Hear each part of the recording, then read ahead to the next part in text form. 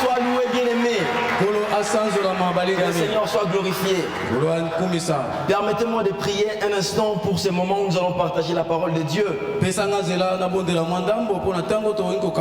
Seigneur notre Dieu, nous te remercions encore. Ce matin, nous sommes dans ta présence. Parce que nous croyons en toi. Parce que nous croyons dans ta présence. Seigneur, nous prenons la parole encore ce matin. Pas pour faire connaître un homme. Pas pour faire connaître la volonté d'un homme. Non, pas comme un acteur qui joue un rôle. Mais Seigneur, nous voulons que tu te glorifies au milieu de nous ce matin par ta parole. Nous voulons que l'Esprit qui agit le jour de la Pentecôte touche le cœur de quelqu'un. Parle au cœur de quelqu'un. Connecte quelqu'un à la vraie spiritualité. À la personne de Dieu lui-même. Nourris la foi de quelqu'un, Seigneur. Et que ton royaume et que ton règne s'étendent au milieu de nous, dans nos cœurs, dans nos vies, dans nos familles, au travers de cette parole. Au nom de Jésus, nous disons Amen. Est-ce qu'on peut encore acclamer les Seigneurs, s'il vous plaît? Bien-aimés, vous savez que les acclamations aussi font partie de la louange. Alors mettez-y votre foi. Mettez-y votre foi. Quand on acclame le Seigneur, c'est pas juste une séquence pour gagner le temps, mais c'est vraiment une louange que nous rendons au Seigneur. Si vous avez le temps ou vous avez l'habitude d'étudier la Bible, bien aimé, vous allez dire, il y a de quoi louer le Seigneur. Parce que ce que le Seigneur a fait pour nous, c'est tellement lourd que même le diable lui-même a peur de nous. J'ai dit le diable lui-même a peur de nous. Et que le diable lui-même a peur de nous. Alors aujourd'hui je vais partager avec vous la parole de Dieu encore. Un peu dans la même logique que ce que nous a partagé l'apôtre Benjamin le dimanche passé. Conformément à la position du chrétien, à son état spirituel. Mais avant cela, j'aimerais qu'on lise ensemble Romains chapitre 8, vous connaissez déjà. Romains chapitre 8, là où on a tiré notre thème de l'année. Romains chapitre 8, j'aimerais qu'on lise le verset du verset 35 jusqu'au verset 37.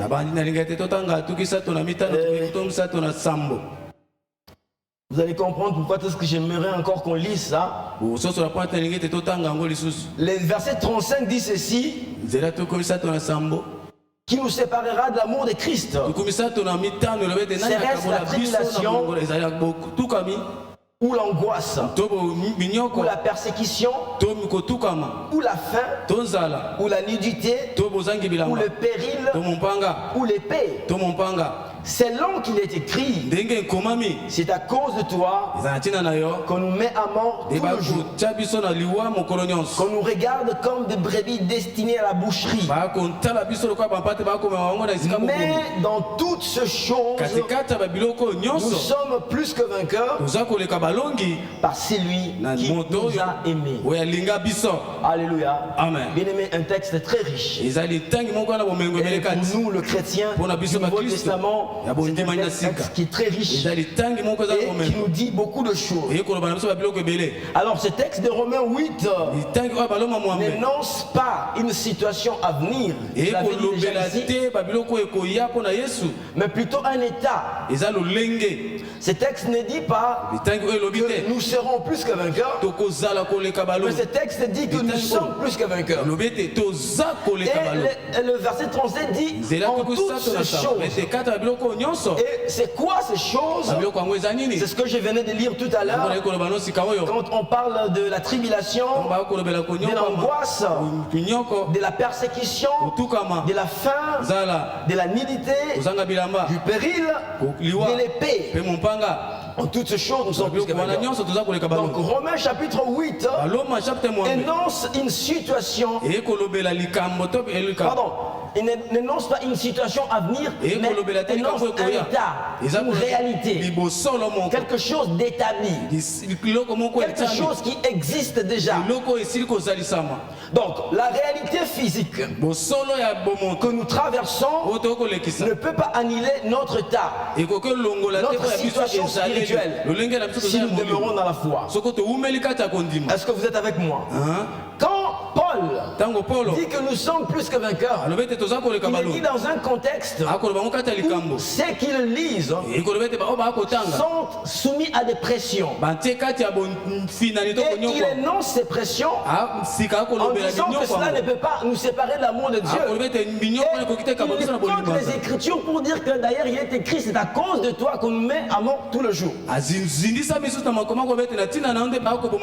on pouvait voir ces hommes-là, comme on peut vous voir chrétiens aujourd'hui, traverser des moments difficiles, être soumis à des dangers. Mais c'est dans ce contexte-là que l'Esprit de Dieu dit à Paul de dire aux Romains qu'ils sont plus que vainqueurs.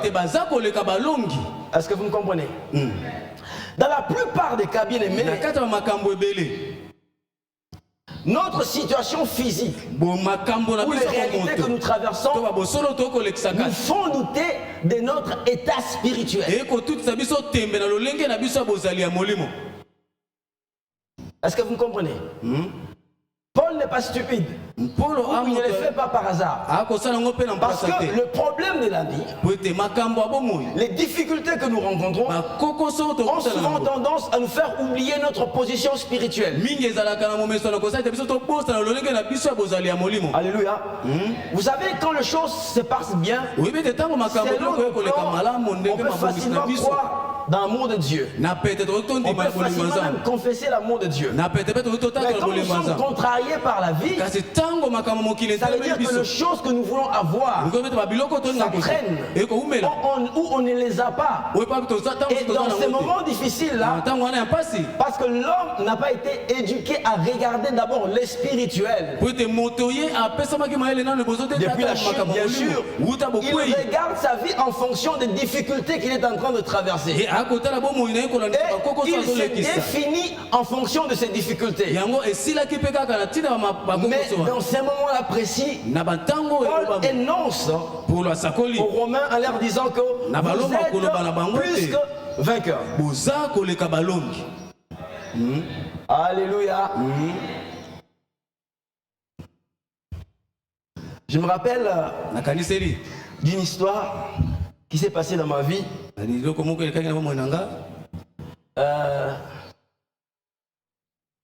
C'est pas quelque chose d'agréable, mais je raconte quand même.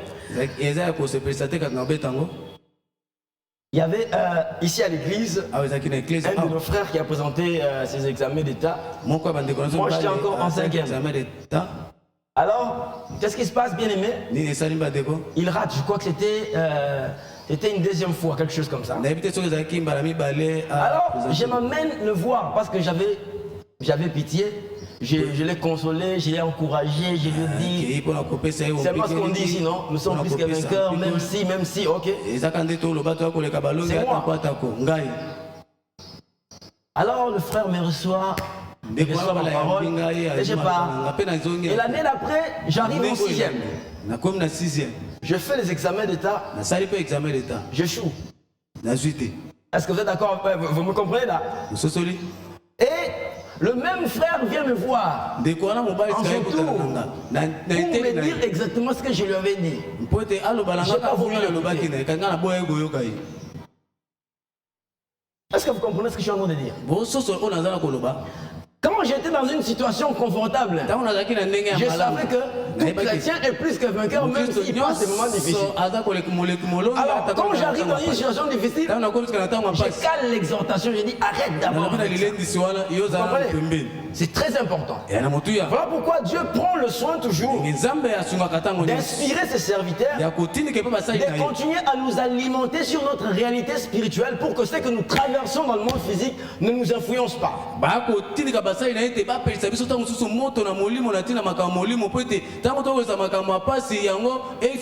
il est important de connaître notre position spirituelle, notre localisation spirituelle, pour être à même de tenir bon pendant les moments difficiles, aussi pour être à même de triompher devant tous les combats de la vie. Je crois que je n'ai pas donné les thèmes, j'ai donné les thèmes, non? Voilà pourquoi je vais vous partager un message ce matin dans la logique de ce qui a été commencé les dimanches passés par l'apôtre Benjamin.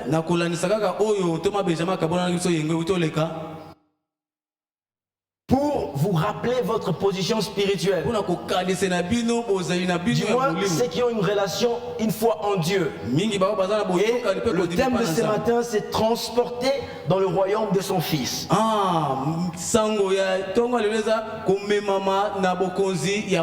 Transporter dans le royaume de son Fils.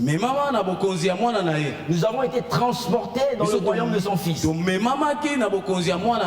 Et si vous avez été attentif, je crois que Colossiens a été cité le dimanche passé. Je vais lire encore avec vous Colossiens.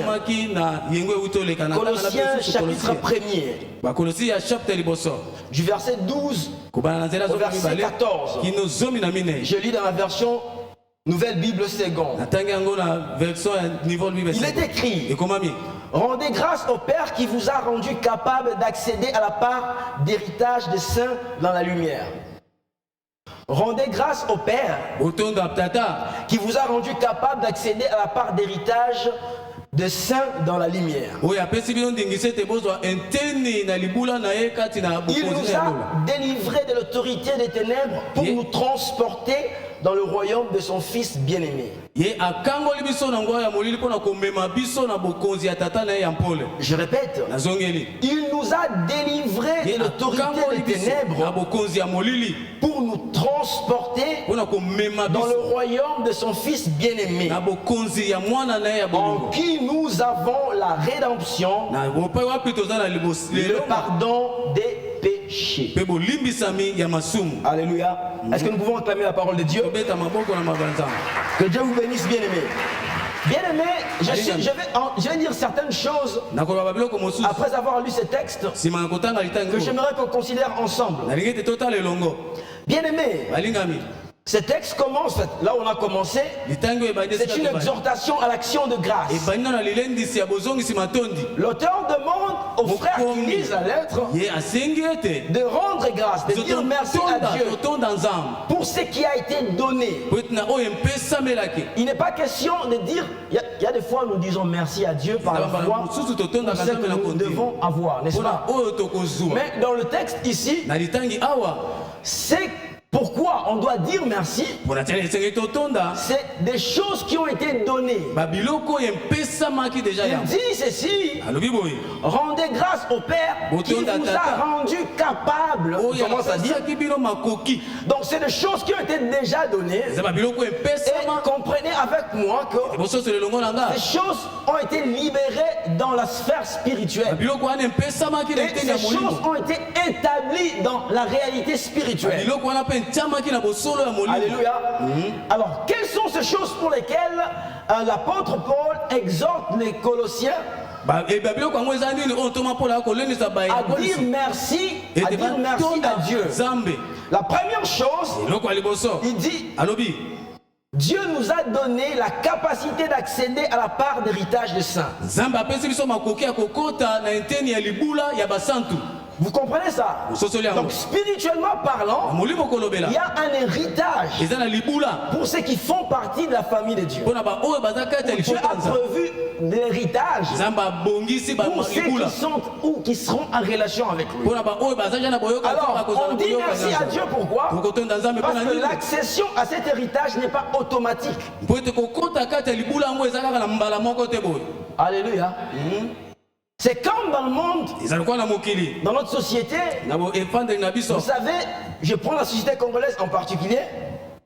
La société congolaise en particulier. Nous avons un code de la famille, n'est-ce pas? Si un papa a des enfants, il est marié, il a des enfants, les enfants de la femme avec qui il est marié ont droit à l'héritage, n'est-ce pas? Mais s'il a eu un autre enfant en dehors du mariage, la législation du pays donne aussi droit à cet enfant le même droit que les enfants de la femme mariée. Mais il faut un certain nombre de mécanismes pour que l'enfant puisse avoir accès à la part d'héritage. Je ne sais pas si vous comprenez. Donc l'héritage spirituel existe. Voilà pourquoi la Bible dit qu'on bénisse Dieu qui nous a bénis de toutes sortes de bénédictions dans le lieu céleste. Mais le problème c'est que ces bénédictions-là ne sont pas automatiquement accessibles aux gens parce qu'ils sont des gens. Et l'auteur ici il dit aux gens de dire merci à Dieu parce que Dieu a ouvert l'accès à nous dans cet héritage que lui a réservé. Je pensais que quelqu'un allait comprendre ça. Et quand Dieu ouvre l'accès à l'héritage, ce n'est pas le notaire qui va refuser, ce n'est pas les membres de ta famille qui vont refuser, ce n'est pas la malédiction qui traîne sur ta famille qui va refuser, parce que Dieu nous a rendus capables d'accéder à l'héritage.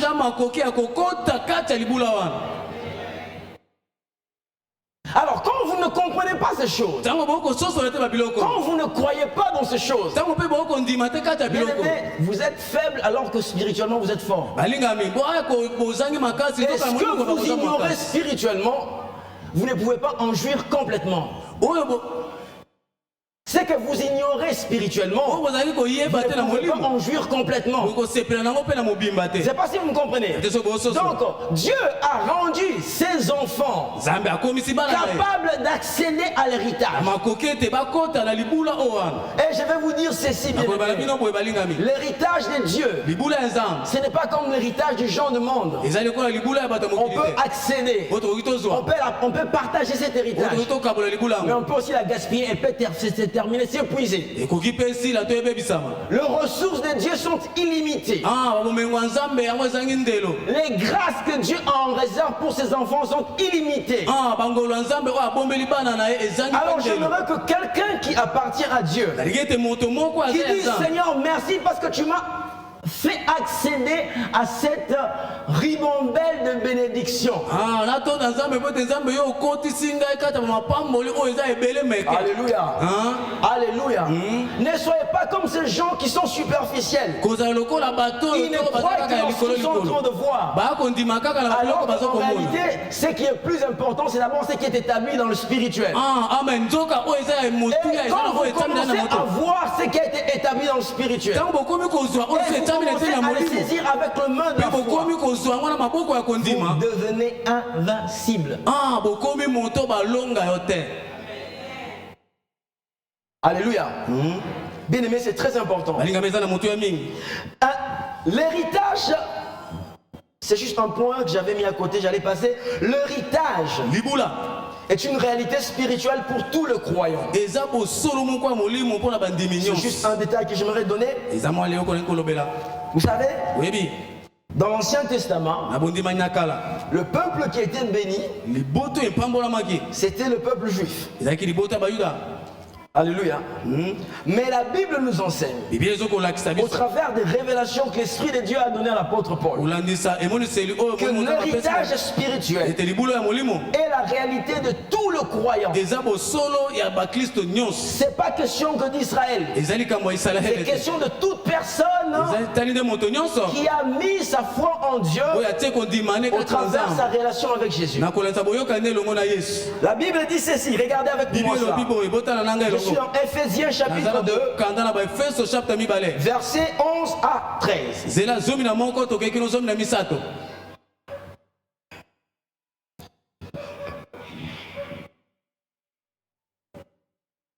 Ephésiens chapitre 2, versets 11 à 13. Alors, il dit ceci. C'est pourquoi vous autrefois païens dans la chair, appelés incirconcis par ces ce qu'on appelle circoncis, et qui le sont en la chair par la main d'un homme. Permettez-moi de m'arrêter un peu là. C'est pourquoi vous autrefois qui étiez païens, vous savez de manière stricte, des fois ça me fait rire aussi. Moi par exemple j'ai dit de quelqu'un qui est un païen. De manière stricte, le païen c'est tout celui qui n'appartient pas au peuple juif. De manière stricte. Alors, Paul ici est en train d'expliquer, dit vous qui était autrefois païen, qui n'appartenait pas au peuple juif, qui n'avait pas à voir avec l'alliance. Autrefois, est-ce que vous entendez ça? Ça veut dire qu'avant, parce qu'autre chose a été établie, autre réalité spirituelle a été posée. Autrefois païen, selon la chair, appelé incirconcis par ceux qui sont circoncis selon la main des hommes, donc le juif. Le juif nous appelait nous païens, incirconcis. Et ils se sont appropriés toutes les promesses de Dieu. Alléluia. Souvenez-vous que vous étiez en ces temps-là sans Christ. En ce moment-là, on était sans Christ. Ça veut dire que quand Christ est là, quand Christ est arrivé, ma réalité spirituelle, votre réalité spirituelle a changé. Alléluia. Amen. Privé de droit de cité en Israël, étranger aux alliances de la promesse, sans espérance et sans Dieu dans le monde. C'est ce que nous étions, nous le païen, autre peuple qui n'est pas peuple juif. Alléluia. Même maintenant, verset 13, en Jésus-Christ, vous qui étiez jadis éloignés, vous avez été rapprochés par le sang de Christ. Alléluia. Oh, moi qui ne pouvais même pas demander une alliance quelconque, le sang de Jésus m'a rapproché de cette réalité. Le sang de Jésus m'a introduit dans cet héritage. Alléluia. Je prends le verset 19 pour finir. Il dit ainsi donc, vous n'êtes plus étrangers. Alléluia. Amen. Ainsi donc, vous n'êtes plus étrangers. Amen. Ni les gens du dehors. Mais vous êtes concitoyens des saints. Gens de la maison de Dieu. Oh, alléluia. Je ne suis plus un étranger. Je suis concitoyen de saints. Si vous avez votre foi en Dieu, parce que vous avez reçu Jésus, vous faites partie de la famille de Dieu. Alléluia. C'est merveilleux. Non seulement Dieu nous a, non seulement il y a l'héritage, et l'héritage là c'est pour tous ceux qui croient en Dieu au travers de Jésus, mais nous pouvons accéder à cet héritage à cause de l'amour de Dieu manifesté en Jésus-Christ.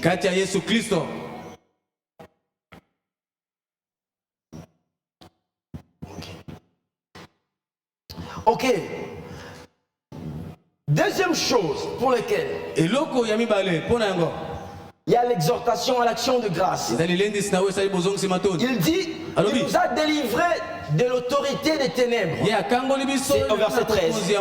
C'est au verset 13.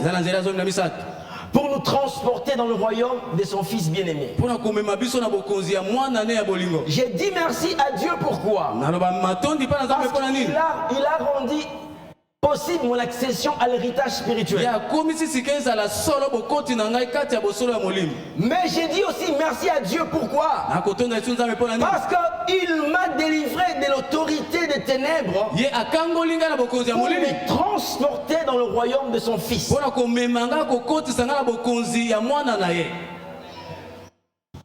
Les dimanches, quand on est en train de prêcher, il y a des gens qui ne comprenaient pas. Il dit, on est en même temps sur la terre, on est en même temps dans le royaume de Dieu. C'est spirituel. Avec notre enveloppe physique, on est dans ces locales, on est en RDC. Mais quand on nous regarde sous un radar spirituel, on nous localise quelque part. Le diable le sait, les gens qui ont un mouvement spirituel le savent. Quand on vous regarde, on sait où est-ce que vous vous situez. Alléluia. Alors j'ai dit merci à Dieu parce qu'il m'a délivré de l'autorité. Et j'aimerais juste dire quelque chose en passant. Les ténèbres ont une autorité. Qui assiégit les gens, qui assiégit les familles. Mais moi je dis gloire à Dieu, parce que le Dieu en qui je cru, il m'a délivré de l'autorité des ténèbres. Même si mon arrière grand-père avait consacré sa progéniture au diable, mais quand moi je viens à Jésus, j'ai été délivré de l'autorité des ténèbres et j'ai été transporté. Alléluia. Il y a des gens qui sont spécialistes, ils font peur aux gens. On va aller en famille. Il y a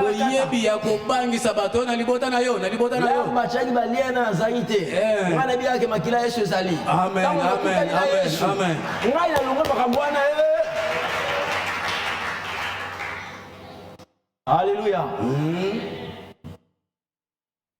Troisième chose, il nous a donné la rédemption en pardonnant nos péchés. C'est le verset 14 qui le dit.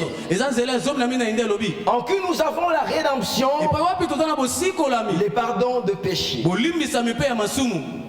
Bien aimé, pour ceux qui ont l'habitude de lire la Bible ou d'étudier des choses, je vais essayer d'expliquer juste un peu pour les gens qui n'ont pas l'habitude de lire la Bible. Quand on parle de rédemption, cela fait allusion au rachat. Alors quand on parle du rachat, vous devez comprendre que dans le contexte de la Bible, cela est donné dans un environnement où il y avait encore l'esclavagisme, c'est-à-dire qu'on vendait les êtres humains. Il y avait un marché, le marché des esclaves.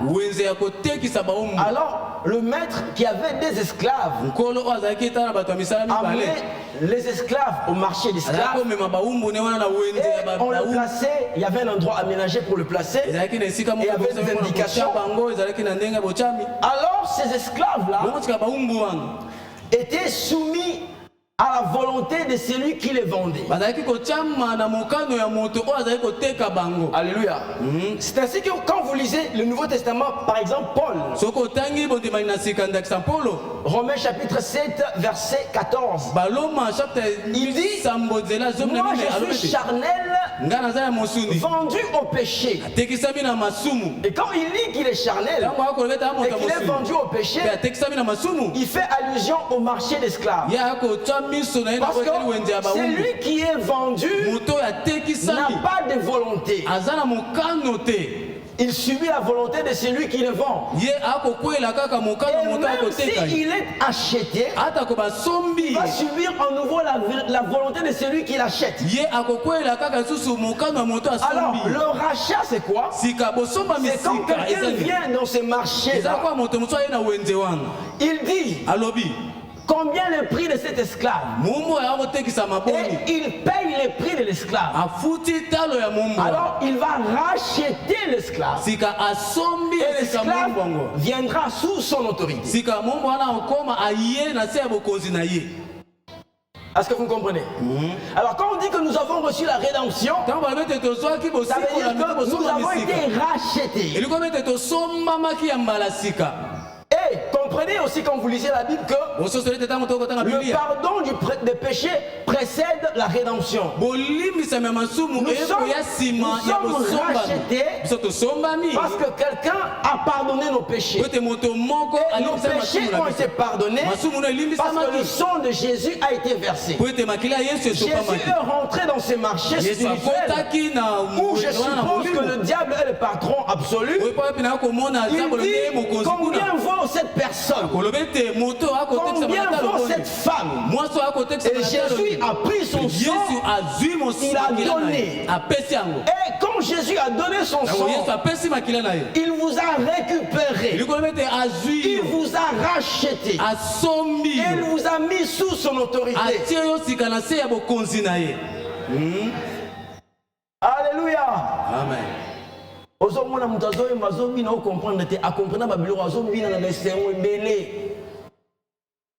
Alléluia. Amen.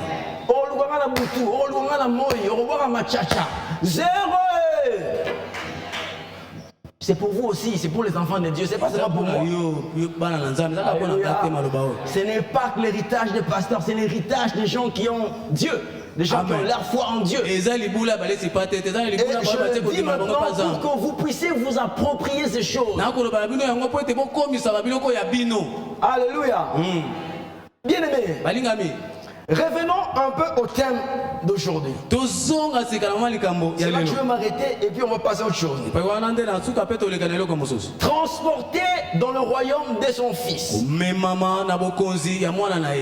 aimé, écoutez-moi bien. Je ne suis pas spécialiste en droit international. Non, je ne suis même pas spécialiste en droit. Mais je peux dire sans me tromper. Et je peux dire avec certitude que d'après les droits internationaux,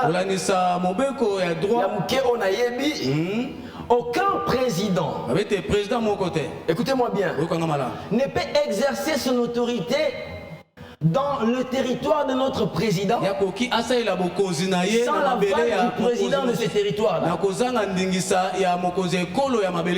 Est-ce que vous m'entendez bien? Aucun roi ne peut venir exercer sa royauté dans le royaume de notre roi sans qu'il ne soit validé par le roi du terrain. Alléluia. Est-ce que vous me comprenez? Peut-être que vous ne comprenez pas parce que nous, le Rwandais nous agresse. Et on n'a pas encore toutes les ressources nécessaires pour réagir. Mais partez en Europe. L'Ukraine, vous connaissez l'Ukraine, non? Quand les Russes sont entrés en Ukraine, tout le monde a crié agression, agression. Donnez le moyen à l'Ukraine pour se défendre. Parce que vous ne pouvez pas rentrer dans un pays d'autrui sans l'accord du président de ce pays-là. Si vous entrez, alors vous êtes en agression. On a le droit de vous exterminer, de vous tuer.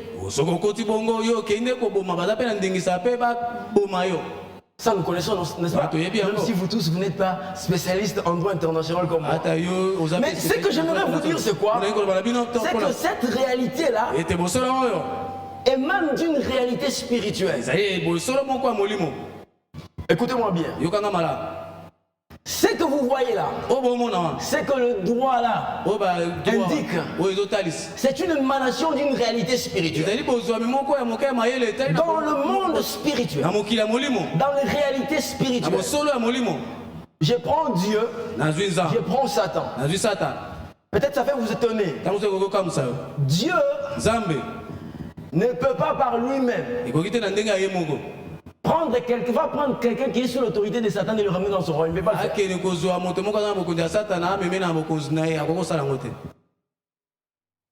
Ça vous étonne, hein? Vice versa. Satan ne peut pas aller dans le royaume de Jésus. Prendre des gens qui sont sous l'autorité de Jésus sans que Jésus et que Jésus les regarde. Ça c'est pas ça.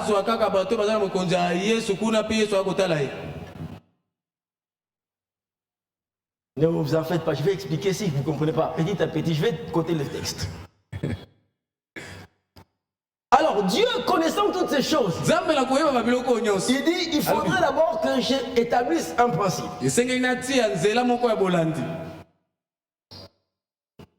Je vais faire en sorte que les gens aient la possibilité de se défaire de l'autorité de Satan. Alléluia. Et quand Dieu donne Jésus, Dieu est tout puissant. Mais je vous dis, il y a dans les réalités spirituelles des choses que Dieu ne fera pas. Juste pour enchérir un peu, parce qu'il y a des gens qui sont un peu choqués. Apocalypse dit ceci: voici, je me tiens à la porte et je frappe. N'est-ce pas? Si quelqu'un entend ma voix et ouvre la porte, j'entrerai. Bon, pourquoi il est tout puissant? Pourquoi il n'entre pas? Parce qu'il y a une réalité spirituelle qui fait en sorte que Dieu n'exerce son autorité en moi que quand je lui ouvre la porte, quand je lui donne l'accès. Je ne sais pas si vous me comprenez. Bon, avançons quand même. Bien aimé. Alors Dieu, merveilleux qu'il est, il dit voilà, je vais établir un principe. Je vais ouvrir un chemin. Et ce chemin, c'est qui? C'est Jésus. Jésus rentre dans le marché. Il paye les prix. Pas il va payer, il a déjà payé. Spirituellement, c'est comme ça. Le sang de Jésus ne coulera pas deux fois. Le sang a déjà coulé. Et quand moi je reçois cette œuvre de la croix, en renonçant à ma vie charnelle, en acceptant Jésus, alléluia. Alors Jésus fait quoi? Il me transporte. Il me délocalise. Il m'amène dans le royaume de son... Dans son royaume à lui. Le royaume qu'on appelle ici le royaume de son fils, du fils de son amour. Donc il m'enlève de l'autorité du diable. Il m'enlève du règne du diable. Et il me transporte. Il m'amène dans un royaume où il règne.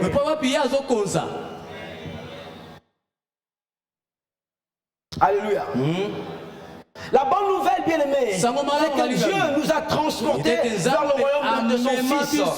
Il nous a placés sous son autorité. Donc, traduit ce texte en disant ceci: il nous a transférés.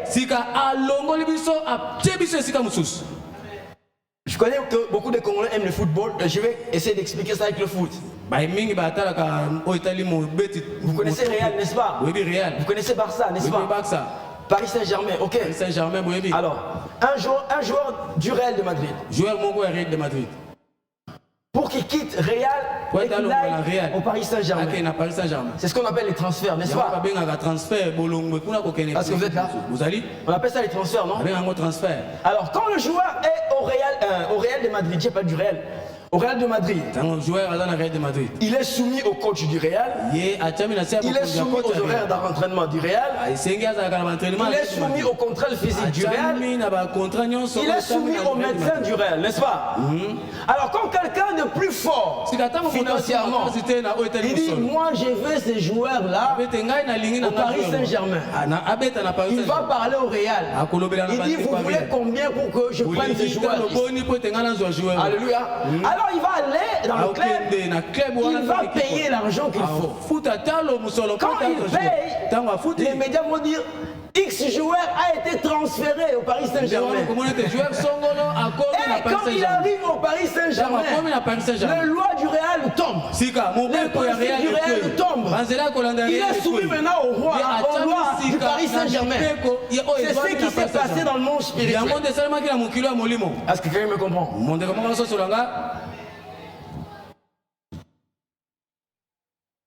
Bien-aimé, voilà pourquoi je fais juste une exhortation parce que je vais finir là. Si vous voulez expérimenter quelque chose de différent dans votre vie, Dieu reste bon, Dieu reste amour, le sang de Jésus a coulé, mais Jésus ne viendra pas vous ravir là. Il a tout fait pour que vous lui dites j'accepte le sang, je reconnais le sacrifice. Et à partir de ce moment là, aucun lien. J'ai dit bien aucune puissance n'a d'autorité sur votre vie. Je ne dis pas que le diable ne voudra pas agresser. Il pourra toujours agresser. Mais parce que ce n'est pas son royaume, Dieu te dira lève-toi, écrase sa tête. Lève-toi, refuse cette malédiction. Parce que ce n'est pas son territoire. Parce que ta vie ne lui appartient pas. Parce que ta vie n'est pas à lui. Alléluia. Je vais dire ici pour finir. J'ai dit toujours aux gens, oh, moi je veux qu'on puisse me délivrer. Okay. Le commencement de la délivrance, la vraie délivrance, c'est quand vous soumettez votre vie au contrôle de Dieu. Amen. Et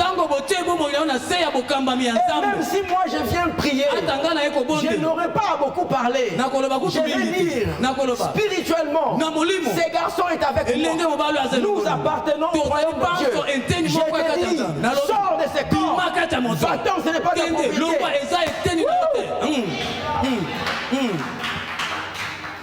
Bien-aimés dans le Seigneur, réjouissez-vous. Nous avons été transportés et nous sommes en sécurité. Même si les choses semblent très difficiles, regardez aux choses spirituelles. La Bible dit affectionnez-vous aux choses en vous. Regardez les choses spirituelles. Bien aimé, j'insiste sur ça. L'auteur aux Hébreux dit ceci: c'est par la foi que nous reconnaissons que les choses que nous voyons n'émanent pas des choses qui sont visibles. Ça émane de choses spirituelles. Bien aimé dans le Seigneur, ressaisissez-vous, reconnectez-vous à Dieu. Si vous n'avez jamais rencontré Jésus, peut-être que vous vous êtes fait baptiser, mais je vous dis, donnez votre vie à Jésus. Renoncez à votre vie de routine. Renoncez à votre vie de routine. Laissez le Seigneur prendre le contrôle. Nous serons toujours plus que vainqueurs. Alléluia. Que le Seigneur vous bénisse.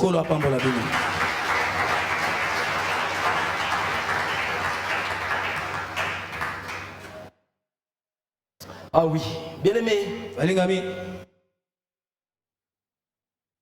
j'aimerais qu'on prie un peu avant qu'on rentre dans l'action des grâces, un peu comme l'exhortation qui a été faite aux Colossiens. J'aimerais dire à quelqu'un qui n'a pas encore rencontré Jésus: oh, si vous aimez notre église, que Dieu vous bénisse. Si vous aimez notre église. Mais j'aimerais vous dire que ce n'est pas notre église qui va vous transporter dans le royaume de son Fils. Je souhaite à ce que vous rencontrez Jésus. Je souhaite à ce que vous lui soumettez votre vie. Parce que le prix a été payé. Le sang a coulé. Dites au Seigneur, vous n'avez pas besoin de crier. Dites simplement au Seigneur: je crois dans l'œuvre de la croix. Je crois que le sang a été versé pour mes péchés. Oh bien-aimé, le Seigneur pardonne tout le péché. La possibilité de la rédemption est là parce que le sang de Jésus a été versé pour tout le péché. Tous les péchés. Alors approche-toi du trône de Dieu. Repens-toi de ta vie passée. Dis au Seigneur: je te reçois. Oh Seigneur, je crois dans la croix. Je crois dans le sacrifice. Fais-le avec foi, bien-aimé. Change l'histoire de ta vie. Change la destinée de ta vie. Oh bien-aimé, quand tu fais cela, tu vas comprendre qu'en fait la malédiction de sa famille n'est que malédiction parce que Jésus n'est pas encore là. Mais si Jésus rentre dans ta vie, si Jésus gouverne ta vie, alors tu es dans son royaume. Alors tu es sous son autorité. Fais-le avec foi. N'aie pas honte, bien-aimé. Même si tu as déjà été baptisé mais tu ne l'as jamais fait, dis au Seigneur: je crois dans le sang qui a été versé. Alléluia. Merci Seigneur. Merci Seigneur. Merci de recevoir ceux qui te cherchent.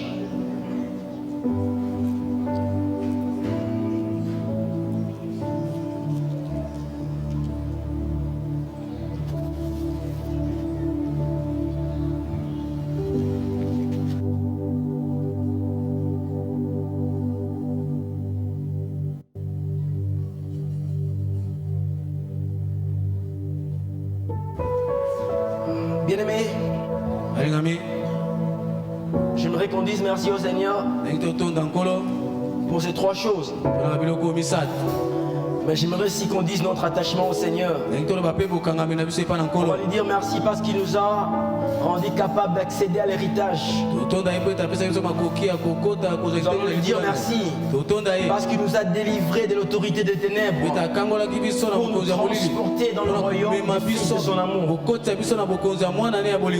Nous allons lui dire merci parce qu'il nous a rachetés.